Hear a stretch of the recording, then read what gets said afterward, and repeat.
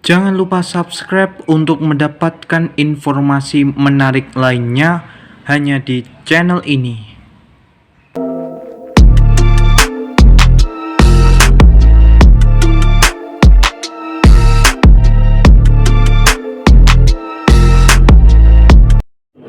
Pendengar, hari ini saya akan memberikan informasi yang berjudul menakar efek pelemahan rupiah ke dunia usaha. Perusahaan di Indonesia tengah dihadapkan dengan tekanan dari pelemahan nilai tukar rupiah terhadap dolar Amerika Serikat, di mana melemahnya rupiah dinilai bisa mengganggu rencana investasi hingga kelangsungan usaha. Ekonom Universitas Andalas menyampaikan bahwa perusahaan di Indonesia seperti industri manufaktur misalnya semakin tertekan dengan adanya pelemahan rupiah. Biaya impor bahan baku menjadi lebih tinggi, sementara ruang penyesuaian harga produk cenderung tertahan. Pelemahan rupiah pada titik ini bukan sekedar gangguan kas harian, melainkan tekanan serius terhadap rencana produksi, investasi, arus kas, dan kepercayaan pelaku usaha. Ketika rupiah melampaui 17.600 rupiah per dolar Amerika, perusahaan harus membayar lebih mahal untuk impor bahan baku mesin, suku cadang, energi, obat, bahan kimia, teknologi, dan kewajiban falas, di mana tekanan biaya ini langsung menggerus margin laba yang terpengaruh oleh daya beli masyarakat belum cukup untuk menyerap kenaikan harga produk tersebut. Dunia usaha akhirnya menghadapi pilihan sulit, menaikkan harga dengan resiko kehilangan pembeli, menahan harga dan menanggung penurunan margin, atau menunda ekspansi. Dari informasi ini kita bisa beropini bahwa kelemahan nilai tukar mata uang rupiah terhadap dolar Amerika memang sangat berpengaruh terhadap dunia usaha. Kalau kita mengutip pernyataan dari Presiden Prabowo yang menyatakan bahwa melemahnya nilai tukar rupiah tidak akan berpengaruh bagi orang desa, pernyataan ini menurut saya sangat blunder, karena orang desa pun juga mempunyai kendaraan bermotor gitu loh.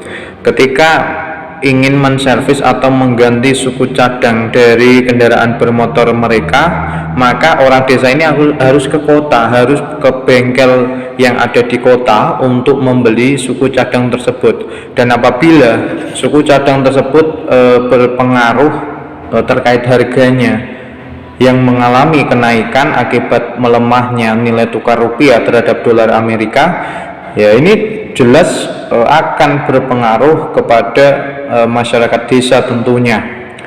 Yang perlu kita tekankan di sini adalah bagaimana upaya pemerintah untuk menekan melemahnya nilai tukar rupiah terhadap dolar Amerika tersebut. Informasi terakhir yang saya dapatkan adalah dengan menaikkan suku bunga.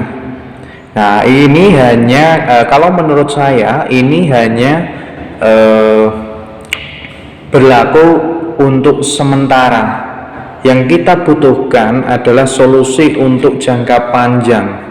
Ya, bagaimana pemerintah dalam hal ini Bank Indonesia untuk memperkuat nilai mata uang rupiah terhadap dolar Amerika sehingga masyarakat tidak terdampak langsung terkait kebijakan tersebut.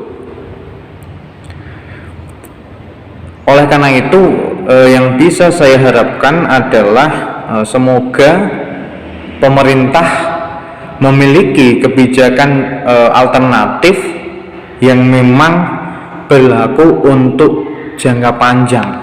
Bahkan di dalam pidatonya Presiden Prabowo kemarin menekankan bahwa tujuan utama dari pemerintah Republik Indonesia adalah menekan penguatan nilai mata uang rupiah yang nominalnya dari kisaran 16.500 sampai 17.500-an, kurang lebih seperti itulah yang saya baca informasinya terakhir.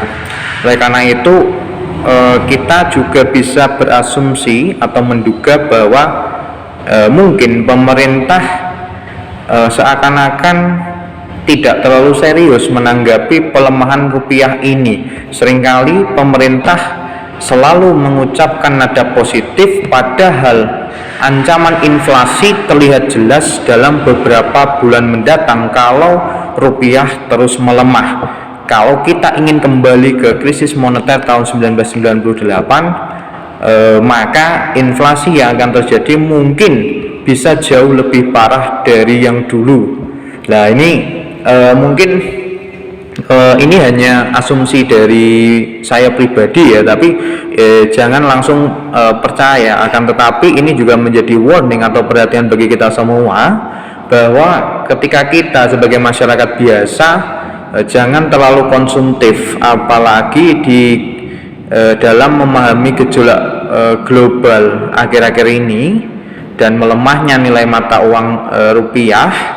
Kita seharusnya lebih bisa menghemat. Kalaupun kita ingin berinvestasi, maka kita harus memilih investasi yang sekiranya memiliki resiko yang kecil, akan tetapi dengan keuntungan yang bisa jauh lebih besar, misalnya saja seperti investasi emas dan lain sebagainya.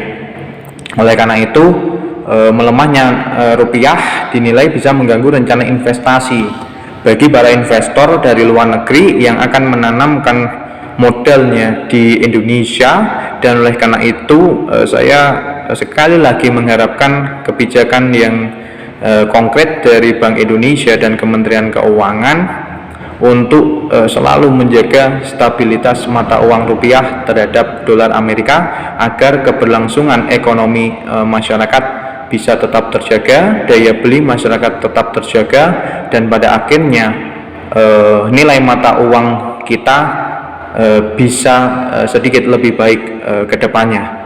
Demikian laporan yang bisa saya sampaikan, kurang lebihnya mohon maaf. Sekian dan terima kasih.